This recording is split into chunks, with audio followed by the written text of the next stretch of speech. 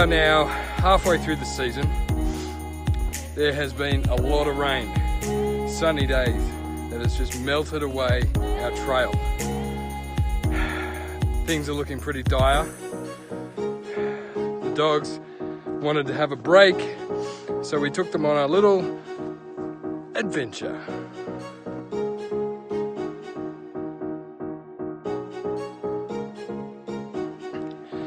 Leading the team, Stephen took the 4 dogs out.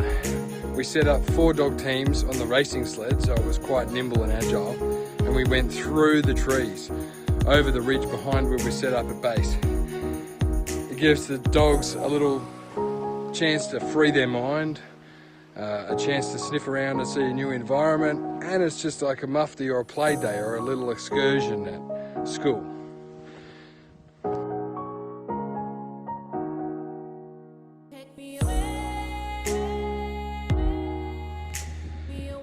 Everyone comes here and does our tours from all parts of the world, and they get their adventure and they get their little run. But what goes on behind the scenes? I wanted to tell the story on this episode, introduce you to Neisha and Brett, and discover how it all began 15 years ago, and hear a little bit about their journey. Brett and I, we moved to Bright back in 2004, and in 2005 he took us all to Dinner Plain to watch the Dinner Plain sled dog race. Packed me up, the kids up, all the dogs, all the pups, and we went and watched this race, and he was hooked, absolutely hooked. Before I knew it, we got back home. The house was just covered in sled dog equipment. He joined the Siberian Husky Club of Victoria and the Malamute Club of Victoria, and we started going and competing in every race that he could possibly compete in.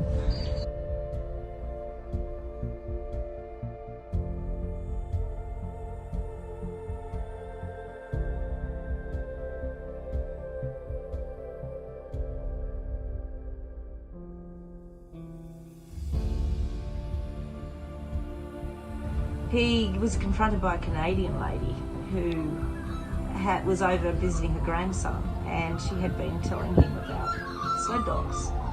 And he'd never seen or witnessed sled dogs, and when she happened to see Brett, asked him, can he go for a quick little ride? So we did that. And before the lady left, she suggested, why don't you do sled dog tours? It was something we'd never thought of. But we both looked at each other and thought, well, that's not a bad idea. So we confronted the Alpine Shire, who regulate Dinner Plain, and they liked the idea, and that's how we got into our tours. We realised the best way to get a team together quickly was to rescue huskies. So that's what we started to do. Our very first rescue was Coda.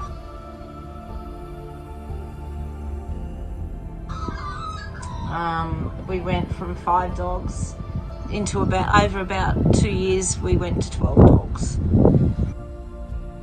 We just kept rescuing dogs. We had a friend that we'd met through the races he just turned up one weekend. He was new to the sport and happened to camp up beside us, and we were helping him out, teaching him what there was. He eventually joined us in Dinner Plain with our tours, Jake Greaves. And between our dogs and his dogs, we kept up with the demand. Eventually, Jake grew and he moved on to Bull Ball, which I think is fantastic. He had a go, he's having a go of it himself. He's doing very well, which I'm really pleased to see. But over time, we outgrew Dinner Plain. The demand was so big, we only had a certain length of trail, and we had people wanting to go on longer tours. and unfortunately didn't provide that kind of trail. So at the time we were very fortunate that we were approached by Mount Buller and wanted us to come down and consider doing tours. We were a bit reluctant at first, but they said, hey, come down and have a look, see what we can offer you. When we got to Mount Buller, we were just blown away. We couldn't have asked for a better trail. Everyone was so helpful, went out of their way to help us get us started, promote us. So we made the move to Mount Buller, and we've never ever really looked back. We're so busy, we've had to add, we've now got 40 dogs, we've now got 4 staff, we're flat out.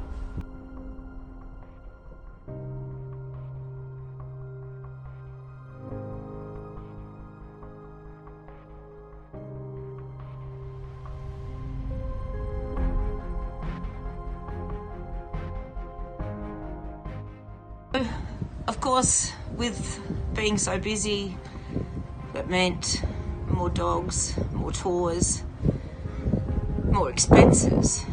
We've now got 4 sleds, 1 dry lane cart. The cost has grown immensely.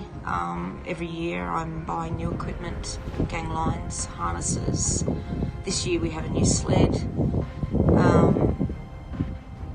And of course, with having so many dogs, the cost of keeping these dogs has risen dramatically. I go through about $1,800 every 10 days on buying dog food. Vet bills have increased. I spend probably $5,000 a year on upgrading our gang lines, stakeout lines, and probably around $1,000 every year on harnesses. I've also had to buy more dog trailers to accommodate the dogs. So yeah, it's not a cheap exercise, but we love the dogs, we love what we do. We love to see rescues have a second chance in life and enjoy doing what they do.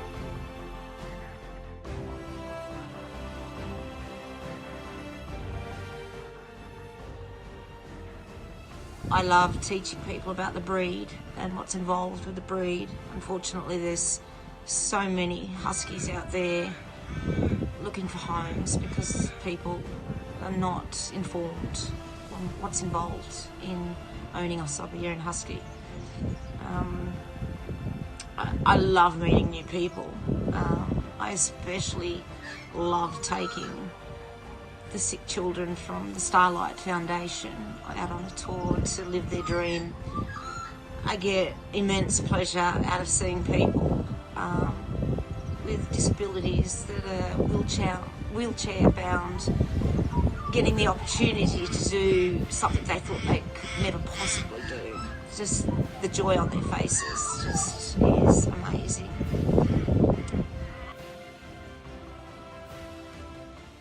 I love all the dogs. I can't really have a main favourite. I absolutely adore Storm, and I adore Freya. I have an incredible bond with Russia due to the fact that I had to bottle feed her as a puppy. And then there's little Malachi, who I got an extremely strong bond with last year. He got me through my father's passing. So yeah, I've got a lot of dogs that are my favourites as such. But I love them all. You know, how could you not love them all? They've all got their own little individual personalities. They're all special.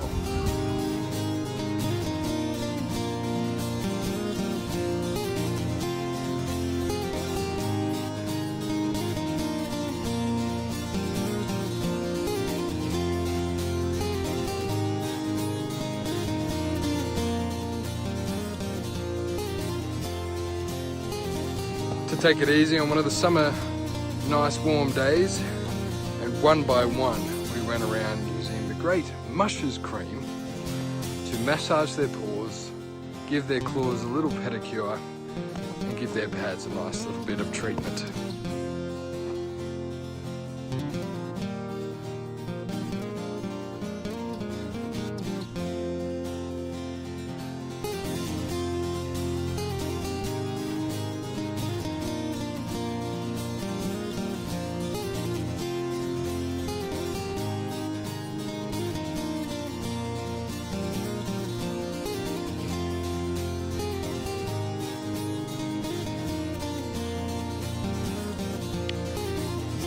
Now the barometer and the weather forecast says we have the biggest storm of the season coming. So hopefully, come episode 5, we'll be telling that story. Stay tuned.